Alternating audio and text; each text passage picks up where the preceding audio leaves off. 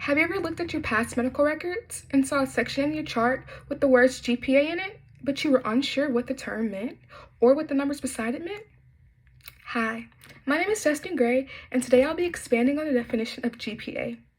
I'll be using 4 different methods to describe the definition, and they include etymology, negation, analysis of parts, and operating principles. So let's begin. GPA stands for gravida para abortus. It is a medical term to describe the obstetrics history of a female patient.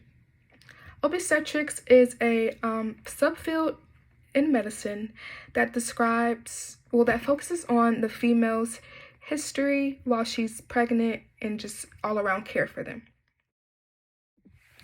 So for my first section, I'll begin to talk about etymology. Etymology is the study of words, or how just the name originated. So for our first section of the word, which is gravida, gravida means pregnant, and it comes from the Latin word gravidus, which means loaded, swelling, or pregnant with child. And for our second word, we have para.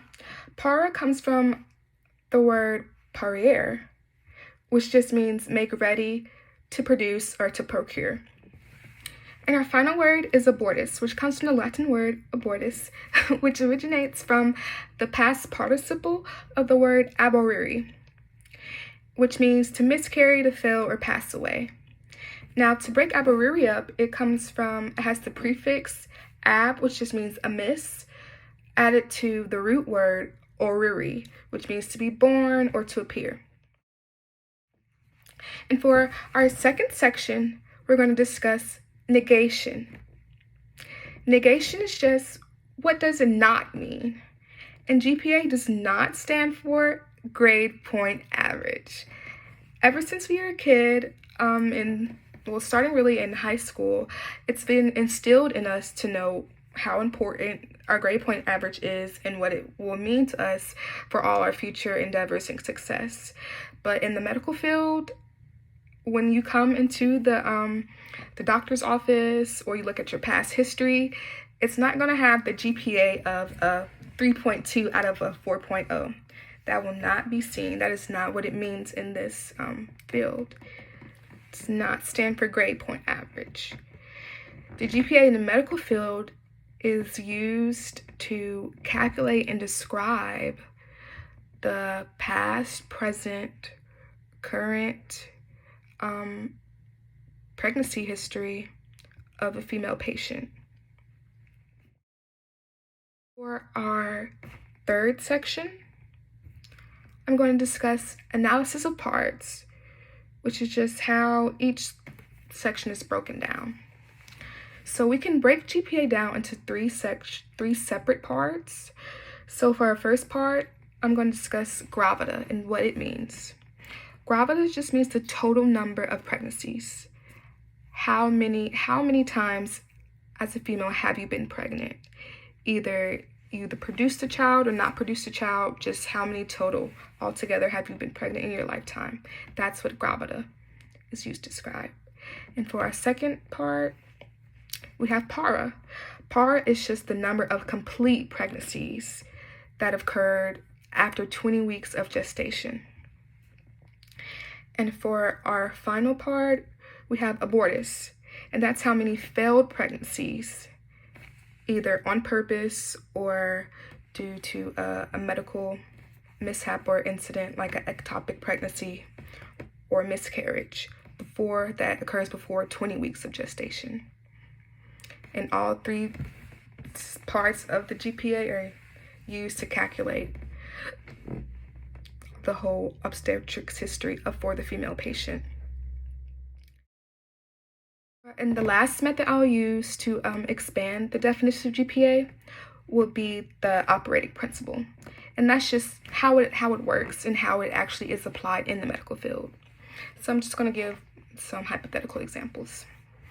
So let's say a 22-year-old female patient comes into the ER complaining of abdominal pains. The doctor works her up and she administers an HCG blood test, which is just a pregnancy test that is tested through the blood. Sent to the lab, her lab weights come back and it shows that the patient is pregnant. And so now to discuss her past obstetrics history. And she states that she has never had any kids before. So this will be her first time being pregnant. And she's had 2 abortions in the past. So she does not have any kids at home. This is her first time being pregnant, and she's currently 21 weeks pregnant, and she's had 2 abortions in the past. So the clinical team would use her current pregnancy test and all the information that the patient has said to calculate her GPA to be G3, P1, A2. Now, this is because her gravida, which just means the total number of pregnancies, will be 3. She's currently pregnant, which will be 1. She's had 2 abortions in the past, meaning she's had to have been pregnant 2 other times. So that'll be 3. So her gravida, G, will be 3. Her para would be her kind of partial pregnancies. She hasn't delivered the baby yet, but she is over 20 weeks of gestation, so the para would count as 1. And for her abortus, she's had 2 abortions in the past, so it'll be 2. So G3, P1, A2.